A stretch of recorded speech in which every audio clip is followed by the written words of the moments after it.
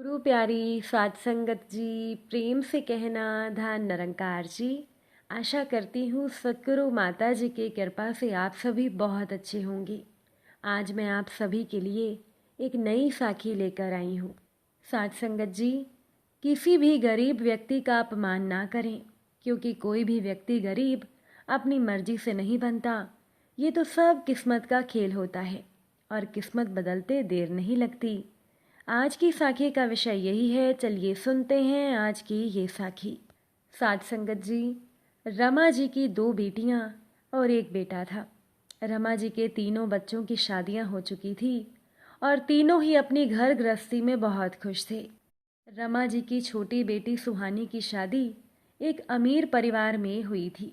इसी वजह से सुहानी जब भी अपने मायके में आती थी, तब सुहानी की भाभी मेघा उसकी खूब खातिरदारी किया करती थी।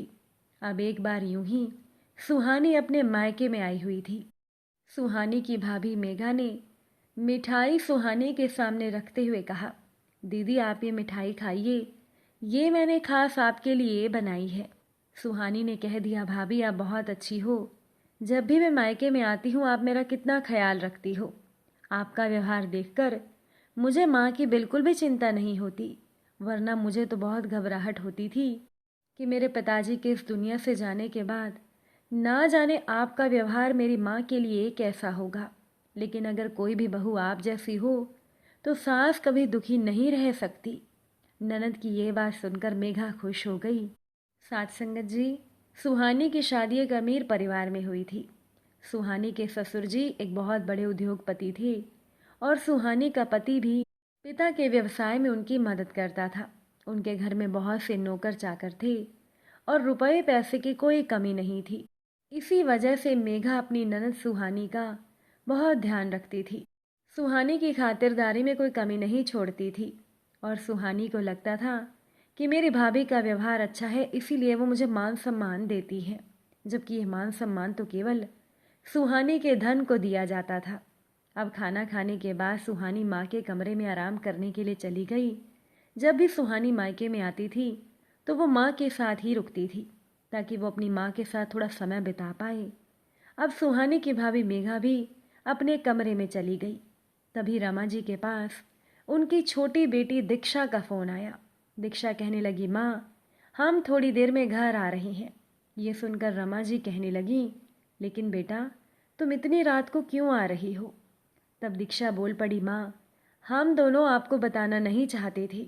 हम लोग निकले तो दोपहर में थे, लेकिन रास्ते में हमारी गाड़ी खराब हो गई, इसीलिए हमें आने में देर हो गई। इसीलिए हम आपको पहले ही बता रहे हैं, वरना आप लोग सो जाएंगे तो आपकी नींद खराब होगी। अब बहन के आने की बात सुनते ही सुहानी खुश हो गई। वैसे भी उसे बहन से मिले काफ़ी समय हो गया था। जब से दीक्षा के पति को व्यापार में घाटा हुआ था, तब से दीक्षा ने मायके में आना काफ़ी कम कर दिया था। दीक्षा की आर्थिक स्थिति कुछ ज़्यादा ही खराब हो गई थी। इसी वजह से दीक्षा के पति को एक छोटी सी कंपनी में काम करके अपना घर चलाना पड़ रहा था। इसके साथ ही वो अपना व्यवसाय फिर से खड़ा करने की कोशिश में भी लगा हुआ था। इतनी परेशानियों के बीच में दीक्षा हर कदम पर पति का साथ देती थी। काफ़ी समय के बाद वो मायके में आ रही थी, इसलिए रमा जी बहुत खुश हुई। उन्होंने अपनी बहू मेघा को आवाज़ लगाते हुए कहा कि अभी मेरे पास दीक्षा का फ़ोन आया है, वो और उसका पति यहाँ आ रही हैं। जब रमा जी ने मेघा को ये बात कही, उस समय सुहानी अपने ससुराल में फ़ोन पर बात कर रही थी। जब सुहानी बात करके माँ के कमरे के पास पहुंची तो उसने सुना कि उसकी भाभी मेघा कह रही थी, अरे माँ जी, अब दीक्षा को यही समय मिला था आने का, मैं तो सोने जा रही थी। पिछली बार भी जब वो मायके में आई थी तब मैंने उसकी अच्छे से खातिरदारी नहीं की थी, फिर भी वो यहाँ दोबारा आ रही है, उसमें तो बिल्कुल भी शर्म नहीं है। रमा जी कहने लगी, देखो बहू वो घर आ रही है तो उसके लिए खाना बना दो। अब वो आ ही रही है तो मैं उसे मना नहीं कर सकती, और हमारे दामाद भी आ रहे हैं तो कुछ अच्छा सा बना लेना। तो मेघा ने अपनी सास को कह दिया, माँ जी आपके ये दामाद बाबू बहुत गरीब हैं, उन्हें तो मैं दोपहर का बासी खाना खिला दूंगी, उनके लिए कुछ नया बनाने की ज़रूरत क्या है। अब सुहानी ने जब ये बातें सुनी तो उसने मन ही मन अपनी भाभी को सबक सिखाने की एक योजना बना ली। वैसे तो सुहानी को अपनी भाभी पर गुस्सा आ रहा था, लेकिन उस समय सुहानी ने अपनी भाभी को कुछ भी नहीं कहा। सुहानी देख रही थी कि उसकी भाभी की बात सुनकर उसकी माँ भी दुखी हो गई थी। रमा जी अपनी आंखों के सामने अपनी छोटी बेटी और उसके पति का अपमान होता देख पीड़ा से कराह उठी थी, लेकिन वो कुछ बोल भी नहीं पा रही थी, क्योंकि उन्हें डर इस बात का था कि अगर वो बेटी के पक्ष में कुछ बोलेंगी तो उनकी बहू को बुरा लगेगा, तो उनका घर में रहना मुश्किल हो जाएगा।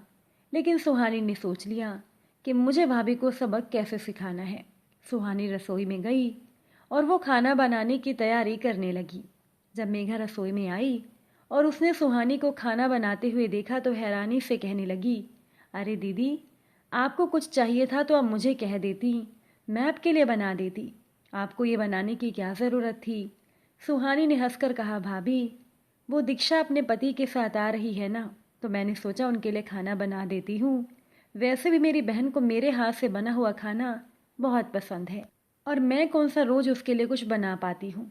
आज मौका मिला है तो बना रही हूँ। अब सुहानी की बात मेघा कैसे टालती। वो भी जल्दी जल्दी ननद की मदद करने लगी। मन ही मन मेघा को बहुत ही गुस्सा आ रहा था, और वो सोच रही थी कि मैंने तो सोचा था उन लोगों को मैं बासी खाना खिला दूंगी। अब इतनी रात को दोबारा खाना कौन बनाता है? लेकिन मेरी इस ननद ने तो मेरी योजना ही खराब कर दी। 1 घंटे के बाद दीक्षा अपने पति के साथ घर पहुंच गई। रमा जी ने बहुत ही प्यार से बेटी और दामाद का स्वागत किया। सब घर वालों के सामने मेघा भी उन लोगों को कुछ बोल नहीं पाई और उनसे प्यार से बातें करती रही। सुहानी ने बड़े ही प्यार से अपनी बहन और अपने जीजा जी को खाना परोसा। खाना खाकर वो आराम करने के लिए चले गए। सुहानी तो माँ के कमरे में ही रुकी थी। मेघा भी अपने कमरे में चली गई, लेकिन सुहानी को नींद नहीं आ रही थी। सुहानी सोचने लगी कि जब बेटियों की शादी हो जाती है और वो अपने ससुराल में चली जाती हैं, और फिर जब उनके भाई की शादी होती है और भाभी घर पर आती है, तो ना जाने वो बेटियों को उनके खुद के मायके में ही परायापन क्यों महसूस करवाती है। अभी तो मेरे ससुराल वालों की आर्थिक स्थिति अच्छी है, लेकिन अगर भविष्य में मेरे साथ कुछ गलत हो गया तब तो भाभी भी मुझे मान सम्मान नहीं देगी। ये सोचकर सुहानी को बहुत दुख हुआ और उसने सोच लिया कि मुझे मेघा को उसकी गलती का एहसास करवाना होगा। 2 दिनों तक दीक्षा अपने पति के साथ मायके में रुकी और जल्दी ही वो अपने घर लौट आई। सुहानी भी 8 दिन अपने मायके में रुकी और फिर वो अपने ससुराल लौट गई। लेकिन रह रह कर उसे अपनी भाभी मेघा की बातें याद आ जाती थी। वो अपनी भाभी को सबक सिखाने का एक मौका ढूंढ रही थी, और 1 महीने के बाद उसे मौका मिल गया। एक दिन मेघा ने रसोई में काम करते हुए मोबाइल फ़ोन पर स्पीकर ऑन करके अपनी ननद सुहानी को फ़ोन लगा दिया और बड़े ही प्यार से कहने लगी, दीदी, मेरी बहन आपके शहर में किसी काम से आ रही है, तो मैंने सोचा कहीं और रुकने से अच्छा है वो आपके घर रुक जाए। वैसे भी आपके घर में कमरों की कोई कमी नहीं है। मेरी बहन कहाँ परेशान होती। आपको मेरी बहन के आने से कोई परेशानी तो नहीं होगी ना? सुहानी भी प्यार से बोली, नहीं भाभी, मुझे क्या परेशानी होगी, आप अपनी बहन को यहाँ भेज देना, अब मैं फ़ोन रखती हूँ। इतना कहकर सुहानी ने फ़ोन नहीं रखा। उसे ये पता चल गया था कि मेघा रसोई में काम कर रही है और वो अभी अपने गीले हाथों से फ़ोन नहीं रखेगी।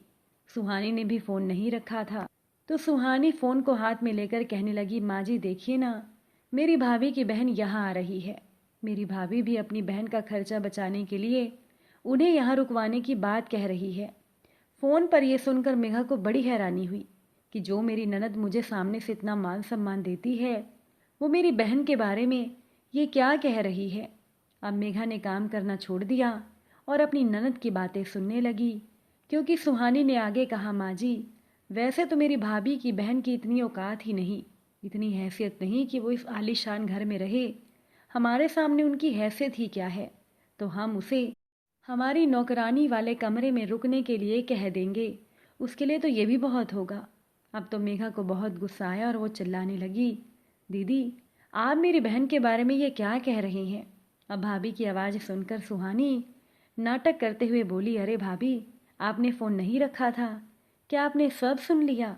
मेघा गुस्से में बोल पड़ी, दीदी, मैंने सब सुन लिया। जब आप चाहती ही नहीं थी तो आप मेरी बहन को आने के लिए मना कर देती। आपको दिखावा करने की क्या ज़रूरत थी? आपको लगा कि फ़ोन कट चुका है और आप अपनी सास से मेरी बहन की शिकायत करने लगी। अगर आपको लगता है कि हमारी हैसियत आपकी जितनी नहीं है तो फिर आप साफ साफ मना कर देती, मैं आपको दोबारा फ़ोन ना करती। इतना कहकर मेघा रोने लगी। अपमान की वजह से उसकी आंखों से आंसू बहने लगे थे, लेकिन सुहानी मुस्कुरा रही थी, क्योंकि सुहानी के सामने ना तो उसकी सास थी और ना ही वो किसी से अपनी भाभी की बहन की बुराई कर रही थी। सुहानी तो जानबूझकर मेघा को सुनाने के लिए ये कह रही थी, ताकि मेघा को समझ में आ जाए कि जब कोई अमीर व्यक्ति गरीब का अपमान करता है तो उसे कैसा लगता है। अगले ही पल सुहानी मायके के लिए निकल पड़ी। 1 घंटे के बाद वो मायके में पहुंच गई। मेघा ने दरवाज़ा खोला, लेकिन मेघा ने सुहानी को देखकर मुंह फेर लिया। सुहानी ने भाभी को मनाने की कोशिश की तो मेघा ने नाराज होकर कहा, मैंने आपको कितनी इज्जत दी, कभी भी आपकी खातिरदारी में कमी नहीं छोड़ी, लेकिन फिर भी आपने मुझे एहसास दिलवा दिया कि आपकी हैसियत और हमारी हैसियत में कितना अंतर है। कहते कहते मेघा रोने लगी तो सुहानी मुस्कुराते हुए बोली, भाभी सच सच बताना, क्या आप मुझे मान सम्मान दे रही थी या मेरे पैसे को? अगर ऐसी ही बात नहीं थी तो फिर आप मेरी बहन के साथ भेदभाव क्यों करती हैं? माना कि उसके पति को व्यापार में घाटा हुआ, लेकिन इसका मतलब ये तो नहीं कि गरीब होने के बाद उन लोगों का कोई मान सम्मान नहीं बचा। मैंने उस दिन सुन लिया था कि आप माँ से कह रही थी कि दीक्षा घर आ रही है तो उन लोगों को आप बासी खाना खिलाएंगी। हम दोनों ही इस घर की बेटियां हैं और एक ही घर के दोनों दामादों का सम्मान एक जैसा होना चाहिए, लेकिन आपने रुपए पैसे में तोलकर हमें मान सम्मान और प्यार दिया। इस बात से मुझे बहुत दुख हुआ। तभी मैंने फैसला किया था कि मैं आपको आपकी गलती का एहसास ज़रूर करवाऊंगी। जब आपने अपनी बहन के आने की बात कही तो मैंने जानबूझकर आपको सुनाने के लिए ये बातें कही, ताकि आपको पता चल जाए कि रिश्तों में आर्थिक स्तर और हैसियत और रुपए पैसे को नहीं देखा जाता, बस रिश्ता देखा जाता है। आपको अच्छे से पता है कि आपकी बहन की आर्थिक स्थिति से ज़्यादा अच्छी हमारी आर्थिक स्थिति है। अगर मैंने इस बात का एहसास अपनी बातों से आपको दिलाया तो आपको बुरा लगा ना?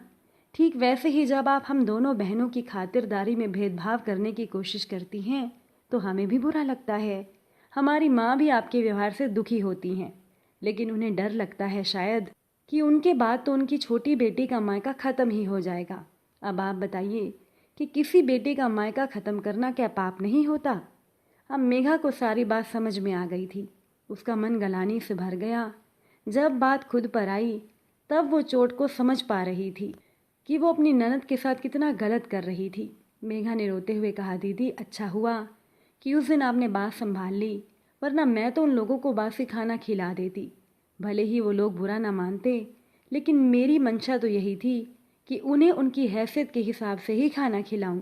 लेकिन आज मैं समझ गई हूँ कि अगर कोई हमारे धन को लेकर, हमारे आर्थिक स्तर को लेकर भेदभाव करता है तो कितना बुरा लगता है। मैं ये गलती दोबारा नहीं करूँगी और अपनी दोनों ननद और उनके पतियों को एक जैसा मान सम्मान दूंगी और जैसी भी खातिरदारी होगी ज़रूर करूँगी। तभी रमा जी भी बाहर आ गई। उन्होंने अपनी बेटी और बहू की बातों को सुन लिया था। उनकी आंखों में भी आंसू थे कि उनकी बहू को गलती का एहसास हो गया था।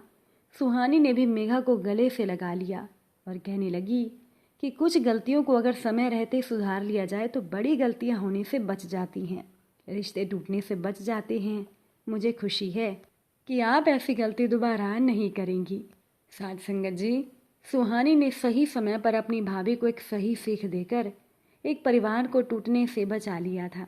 आपको आज की ये साखी कैसी लगी कमेंट करके ज़रूर बताइएगा। अच्छी लगी हो लाइक शेयर कर दीजिएगा। चैनल पर नए हैं तो सब्सक्राइब कीजिएगा। आप सभी से फिर मुलाकात होगी नई साखी के साथ। साथ संगत जी, प्यार से कहना, धन निरंकार जी।